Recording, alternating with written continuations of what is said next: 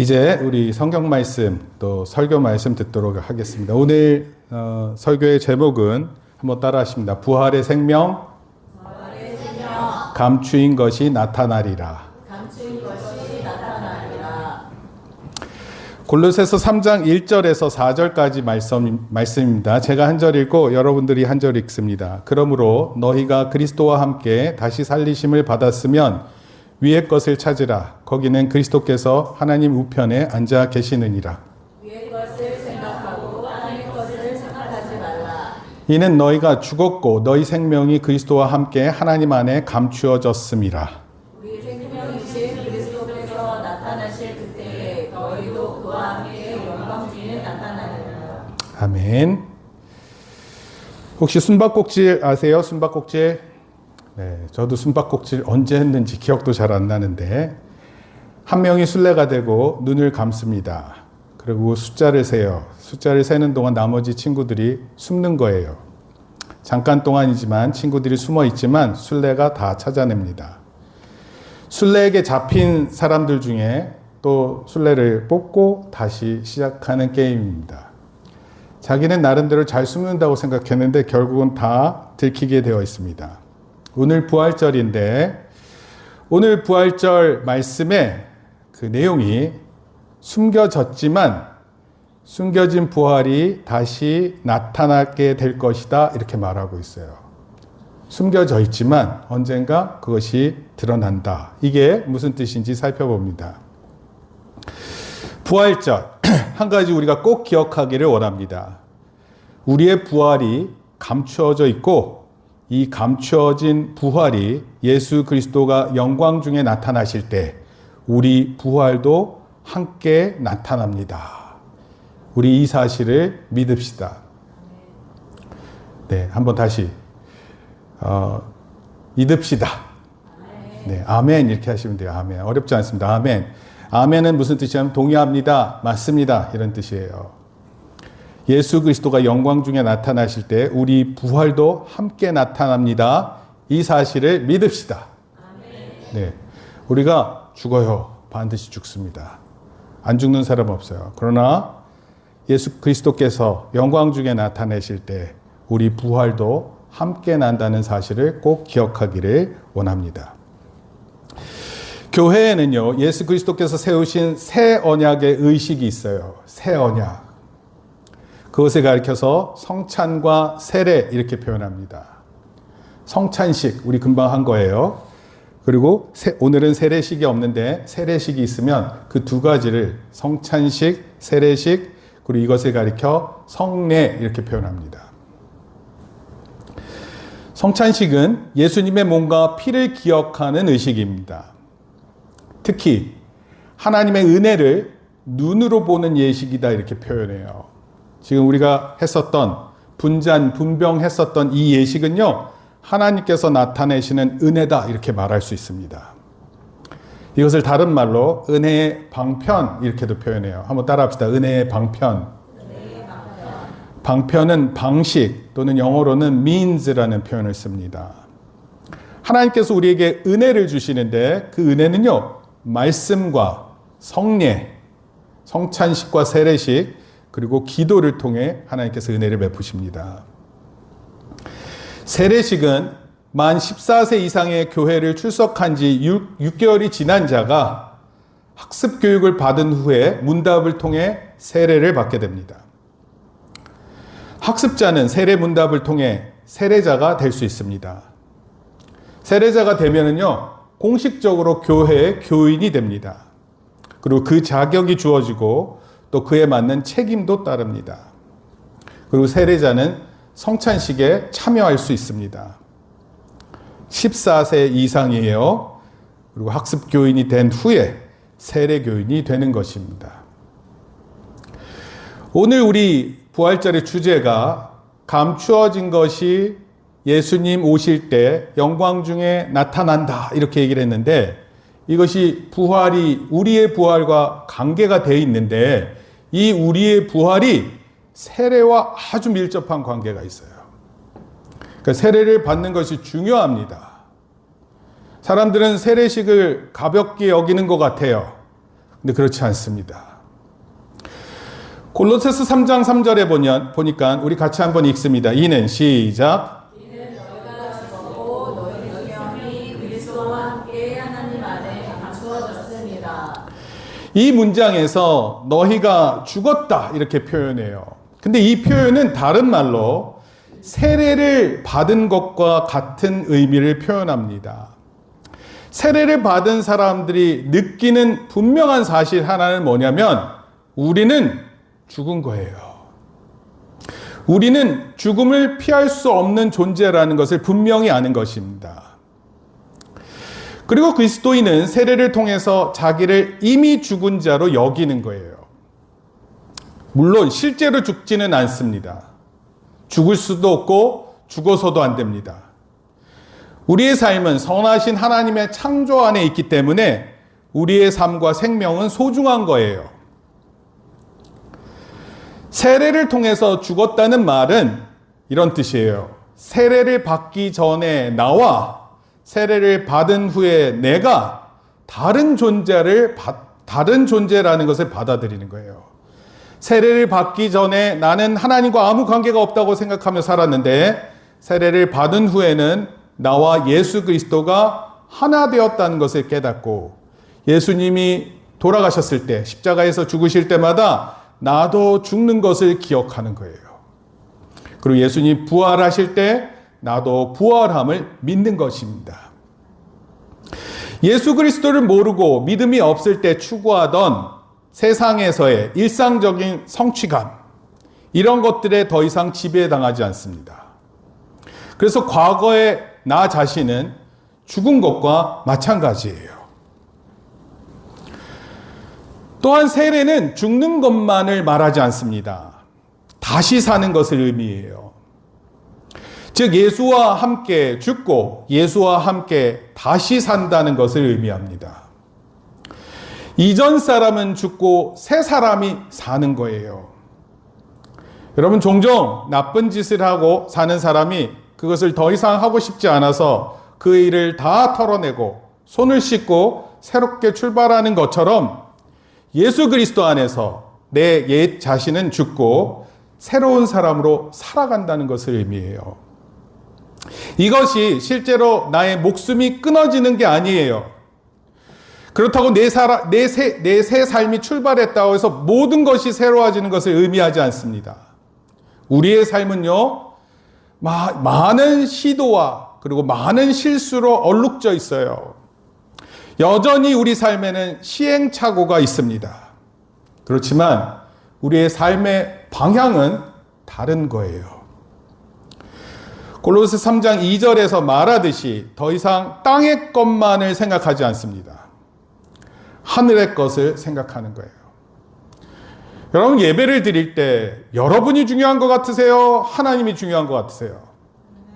여러분 중요하지 않습니다. 여러분 감정이 중요하지 않아요. 내가 얼마나 많은 고통을 받는지도 중요하지 않습니다. 예수님이 훨씬 중요하고요. 부활절의 내용이 훨씬 중요한 사실입니다.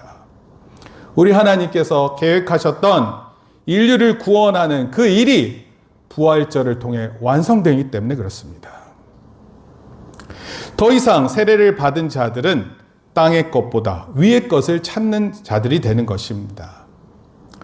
우리 기독교에서 가르치는 기본적인 내용이 있는데 그 기본적인 내용의 핵심은요, 구원의 능력이에요.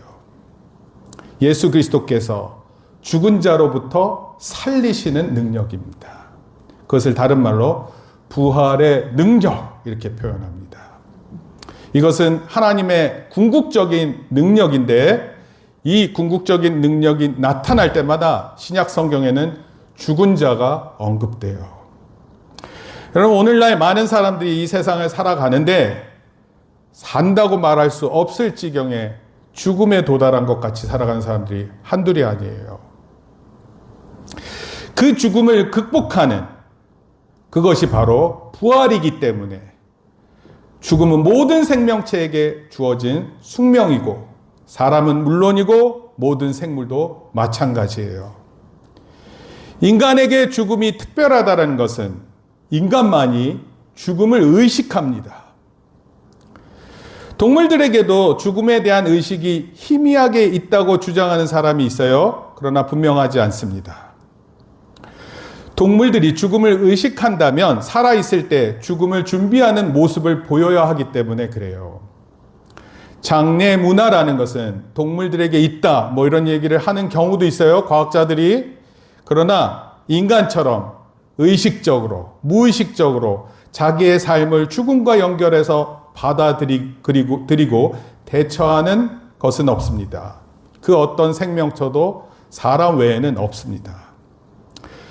그 이유는 죽음이 얼마나 폭력적이고 난폭한지, 한 번의 죽음이 있으면 그 생명이 끊어지는 것이 어떤 의미인지를 잘 알기 때문에 그렇습니다. 그러나 현대 문명은 죽음을 소외시킵니다. 더 정확하게 말하자면 죽음으로부터 인간이 소외당했어요. 두 가지 관점에서 생각할 수 있습니다. 하나는 소비 중심의 삶이에요. 현대인들은 소비를 하는 것을 통해 자기가 죽음과 관계없다고 느낍니다. 만약 자신이 죽는다는 사실을 절실하게 알면 소비 중심의 삶으로부터 멀어집니다. 내가 내일 죽는데 지금 내가 오늘 뭘 사는 게 중요하지 않아요. 나이가 들면 소비 중심적 삶보다는 미니멀리즘이라 그래서 될 수 있으면 아무것도 없게끔 만듭니다. 저도 이제 곧 6학년 바라봐요. 6학년. 가능한 소비를 줄이겠다라는 마음이 있습니다. 더 이상 사는 것이 중요하지 않구나라는 것을 깨닫습니다. 지금 만약에 사잖아요? 그럼 어쩌면 그 물건이 나보다 더 오래 가겠구나를 생각하게 됩니다.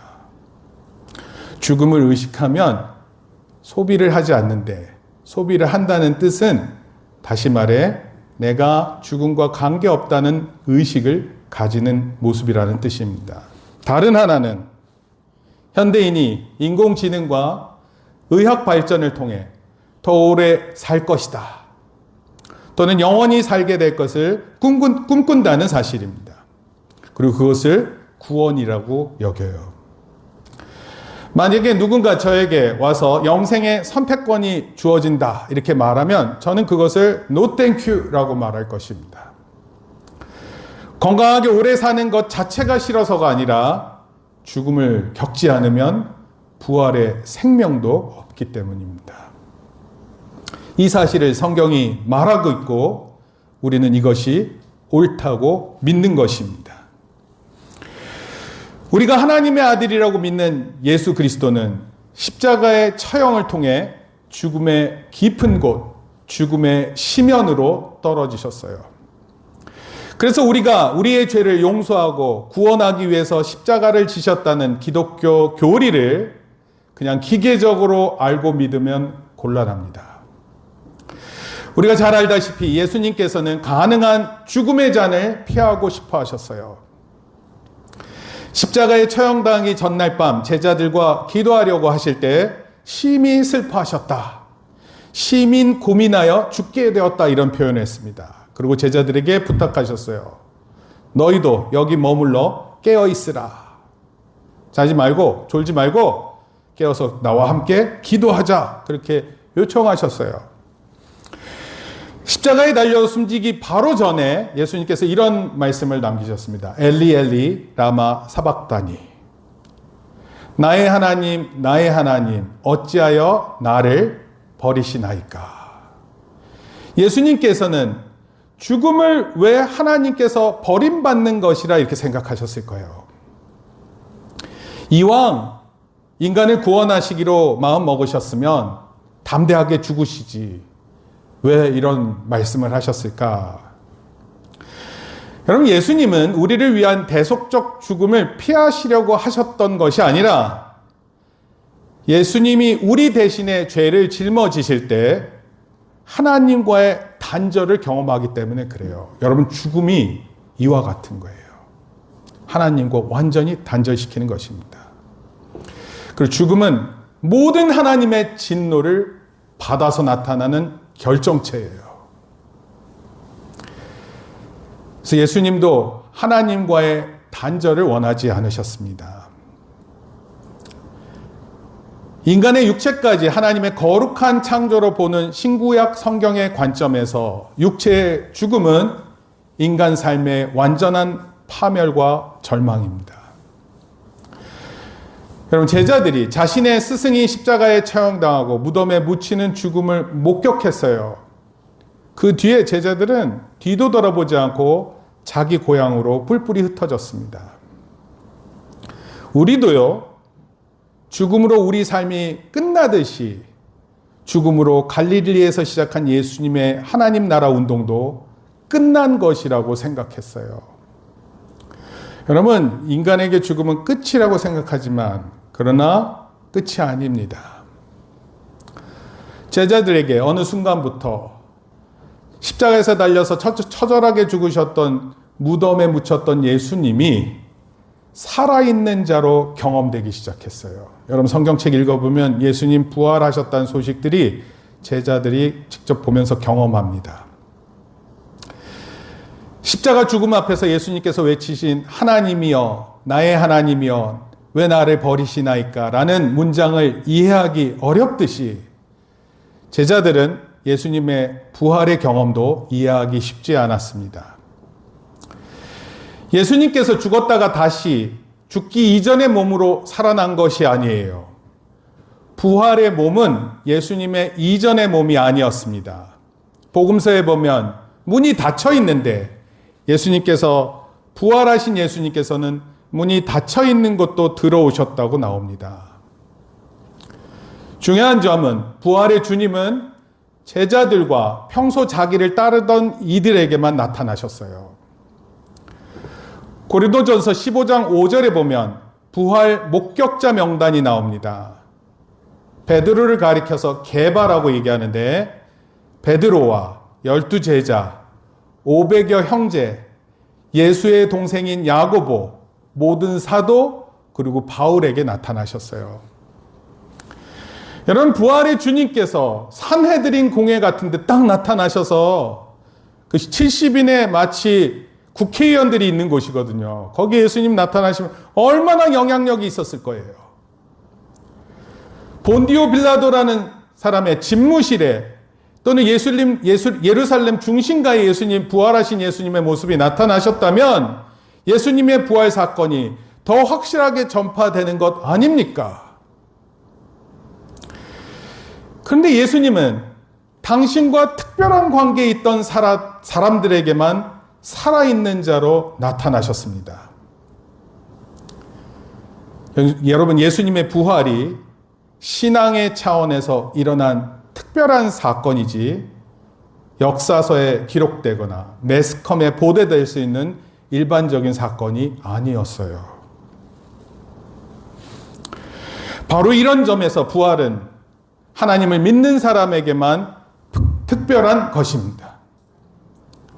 그리고 바울은 오늘 본문에서 이 부활의 생명이 그리스도 안에 감추어져 있다 말하고 있어요. 여러분, 이 말은 우리의 생명이 아직 다 드러나지 않았다라는 뜻이에요. 여러분 자신의 생명이 지금 보고 있는 게 다인 것 같으세요? 내가 살아있는 게? 여러분의 생명이 이게 전부인 것 같으세요? 여러분은 누구라고 여러분을 아십니까? 여러분 누구세요? 여러분 지금 살아있는 이 자체가 생명이고 이것이 영원한 생명이라고 생각하세요? 여러분 물론 이것도 생명이에요. 하지만 성경에서 말하는 영원한 생명을 말하는 것이 아닙니다. 저는 지금 우리가 모두 늙고 죽는다는 사실만으로 현재의 생명이 감추어졌다고 말씀드리는 게 아니에요. 현재의 생생한 삶 자체가 숨겨졌다는 특성을 가지고 있다는 거예요. 여러분 지금 살아있지만 여러분들 안에 영원한 생명이 숨겨져 있다고요. 여러분들에게 현재 행복하다고 생각되는 것들을 쭉 나열해 보세요. 뭘 이루면 행복할지, 뭘 가지면 행복할지. 여러분 통장에 돈이 많으면 행복할까요? 또는 여러분들이 유명한 작가가 되고 유명한 SNS 또 유튜버가 되면 생각해 보세요. 그러면 여러분들의 생명이 영원한 생명이 될까요? 좋은 사람과 결혼하면 여러분들의 생명이 영원한 생명을 보장받는 것일까요? 여러분 자신의 미래에 어떤 영향을 미칠지 저는 몰라요. 세상이 말하는 원하는 대충 좋은 그림일지 몰라요.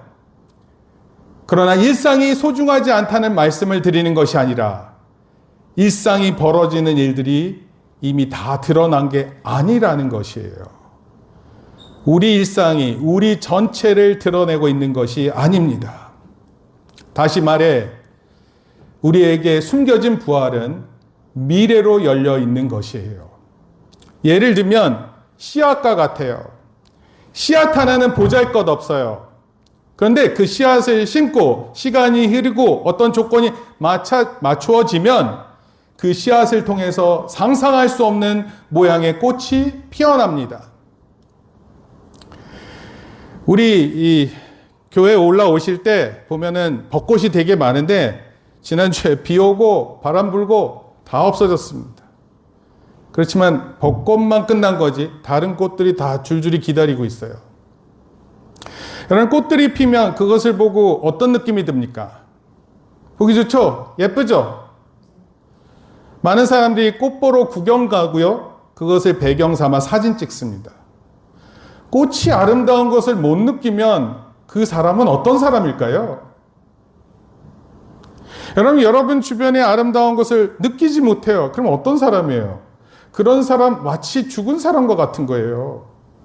여러분 주변에서 일어나는 좋은 일을 보고 좋아하고 슬픈 일이 있으면 슬퍼. 이게 인간의 모습이지.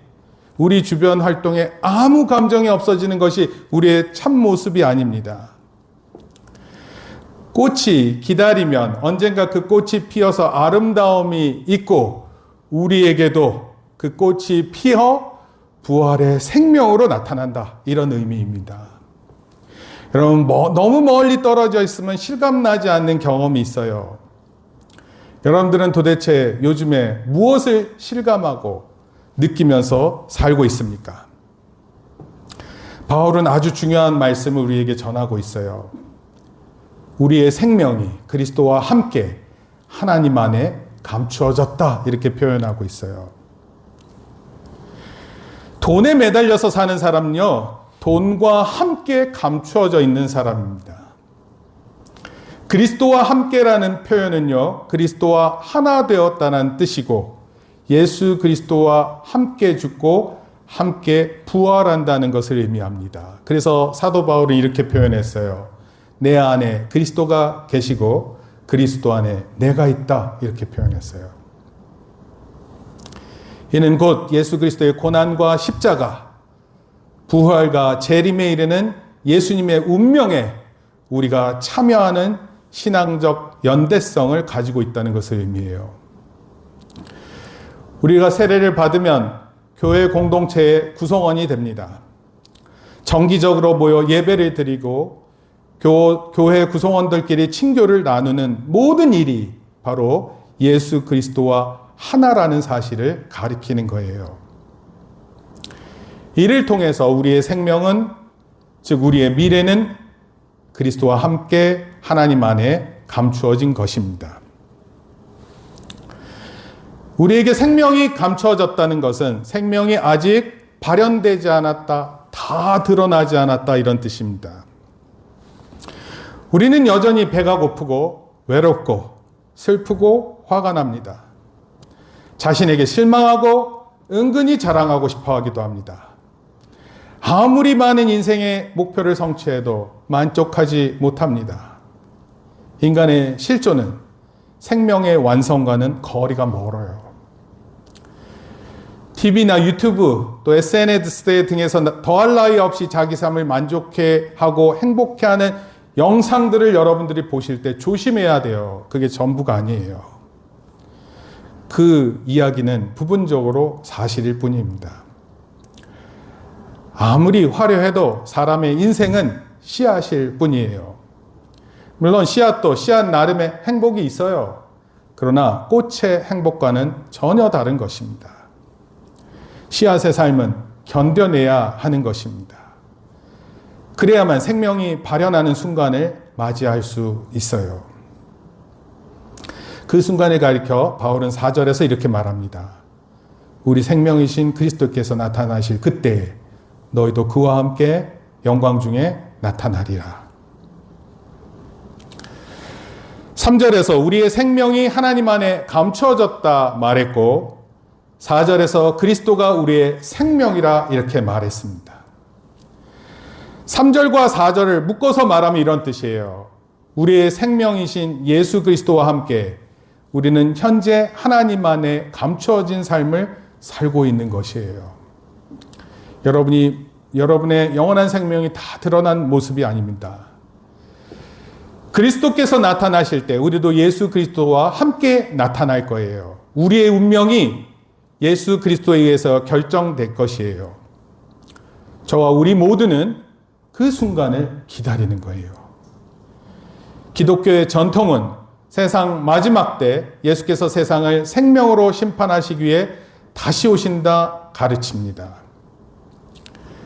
데살로니가전서 4장 13절에 우리 주님께서는 하나님이 나팔 소리와 함께 강림하실 때 그리스도 안에서 죽은 자들이 다시 살아나고 살아있는 자들은 공중으로 올림받아 주님을 영접하게 돼요. 그럼 이때 되게 중요한 표현을 했어요. 그냥 아무것도 안 하다가 하늘로 들려오르는 게 아니라 각자 자기 위치에서 열심히 일하던 순간에 올라갑니다. 맷돌을 두 여자가 갈고 있는데 무슨 소리예요? 맷돌을 갈아서 그것을 팔아서 먹고 사는 사람들이에요.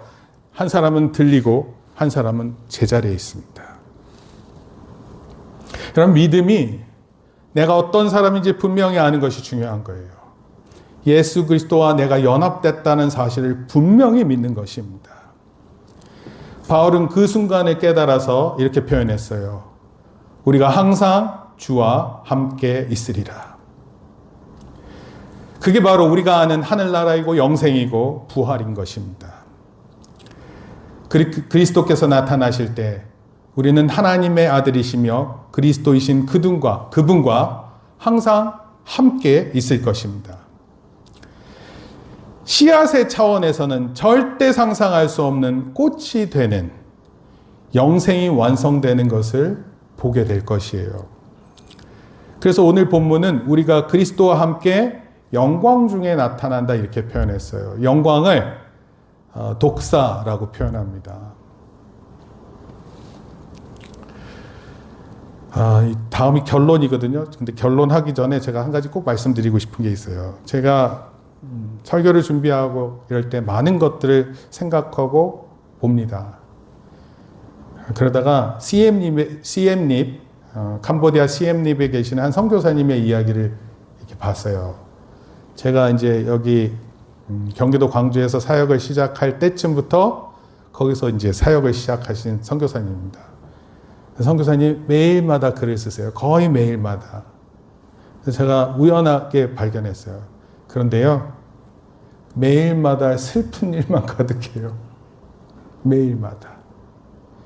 근데 그 슬픈 일을 기록하고 기다립니다. 여러분, 이게 이상한 게 아니에요. 그리스도가 고난을 겪고 죽는 것이 이상하지 않듯이 하나님의 사람들이 고난을 경험하고 어려움을 겪는 것이 이상한 게 아닙니다. 영생을 기다리는 거예요. 부활을 기다리는 것입니다. 영광이라는 말을 제가 생각하다 보니까 드라마 더 글로리가 생각났어요. 혹시 아세요? 더 글로리?